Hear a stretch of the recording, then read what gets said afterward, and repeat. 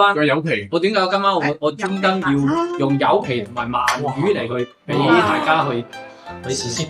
一定又哇，係啦，嗱你食，我一路講自己嚟得啦，你一路講俾你聽。我自己嚟。得。我自己嚟得。柚皮啊，真係好少地方有得食。以前灣仔有間永華係咪？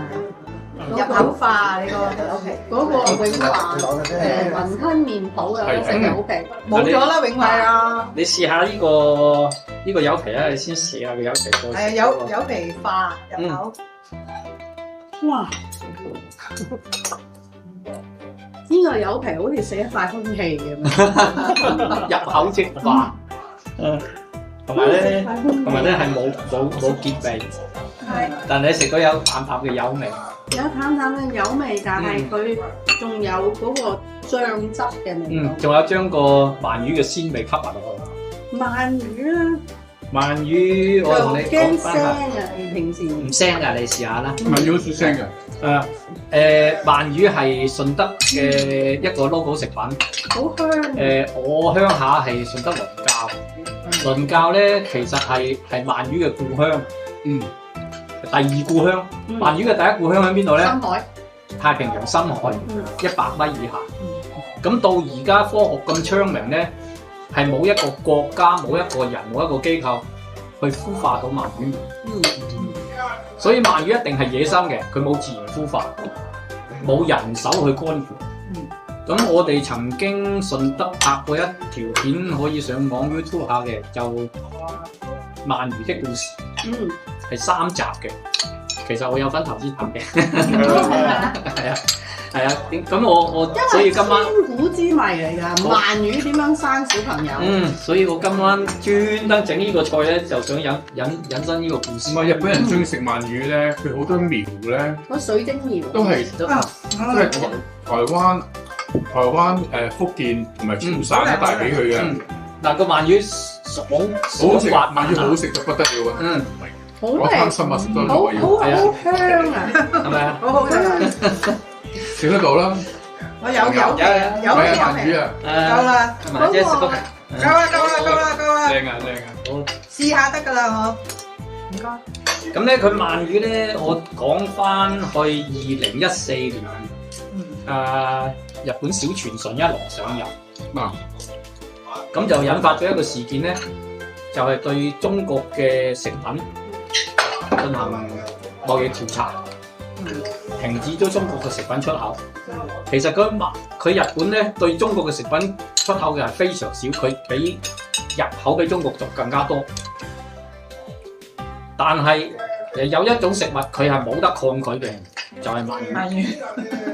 鰻魚喺中國先有鰻魚苗。係啊，但日本嘅70%嘅烤鰻係響中國生產，做埋啊，做好晒，拎到就係咁燒嘅啫，包好晒，整去日本，跟住佢攞個包裝賣翻嚟香港。咁點解佢會係對中國嘅鰻魚去抵制咧？因為小泉純一郎佢嘅後邊嘅助選就係農業界。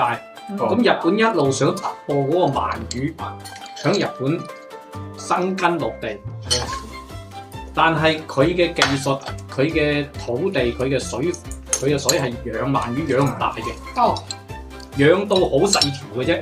所以日本 logo 鰻魚咧係貴，但係產量少，咁佢只能夠謀求向中國出口。咁當年小泉純一郎咧，佢上任。後邊農業界推佢上去講掂數，嗱你上任你一定要支持我哋啊！咁佢支持冇其他嘅支持，因為日本都好少進中國嘅食物嘅，就係鰻魚。咁佢咪諗起抵制中國嘅鰻魚進口，跟住引發咗一個香港嘅毒餃子事件。佢係喺香港攞咗香港嘅鰻魚，跟住攞咗中國嘅餃子，咁兩樣都係中國嘅產品啦，跟住攞去衛生省嗰度去化驗。咁就話餃子有菌落超標，跟住延伸到中國嘅食品唔安全，咁嚟去打嗰個農業貿易戰。咁當年順德係雞毛一地雞毛，死傷慘重。就係因為呢度呢條。因為日本仔100年前已經知道佢生產唔到足量嘅鰻魚俾佢哋自己食，就喺南方，特別喺順德開始同佢收購鰻苗。收購鰻苗係我哋叫期貨啦。一條鰻魚苗咧係大概12個 cm。透明玻璃狀。叫水晶苗啊嘛。係啊，水晶苗。冇人養得到，但係喺順德揾得到。但係啲水晶苗唔知手揀咁擇食噶嘛？你餵佢食嗰啲嘢，佢有時候佢可以唔開心唔食噶喎。佢食嘅係咩嘢咧？食嘅係白料。白料係咩咧？就講翻係海魚撈上嚟之後，跟住烘乾打碎，佢先食。所以鰻魚有個名叫做海底人參。因為佢係唔食得其他嘢，如果一食會死嘅，所以佢一定要食啲白料，食啲海產品，咁食到大，咁所以喺順德咧，佢嘅河網交界就啱啱食完鰻魚生長。咁我自己鄉下咧，龍教有個地方叫做疊石灣，咁疊石灣個來由咧，亦都係因為鰻魚嘅，因為佢一到秋季咧，啲鰻魚就自己浮上嚟淺海嗰度。去用俾即係可能唔知新鹹定咩啦，就拍啲石。疊血雙雄啊，疊石啊，咁嚟咁嗰個地方就變咗疊石。哇！到以前我哋好細個嘅時候，而家冇晒啦，因為啲池水啊嗰啲自動冇晒啲鰻魚喺度，同埋個捕撈好過分嘅。到夜晚啊，磷光閃閃，聽到個噼噼啪啪嘅聲音啊，你會真係喺嗰度你瞓一晚，你自己會真係好震撼啊！係啊，一日食到夜生大澳黃魚，大澳啊，大澳嗰啲係啊，佢黃魚大澳係啊，佢到個 season 嚟咧，佢幫曬落嚟啲黃魚係金黃色嘅海度。黃魚信因為叫做咁就佢咁特別係鰻魚信啦。咁所以咧就喺嗰度撈嘅鰻魚咧，就決定今年嘅鰻魚產量啦。呢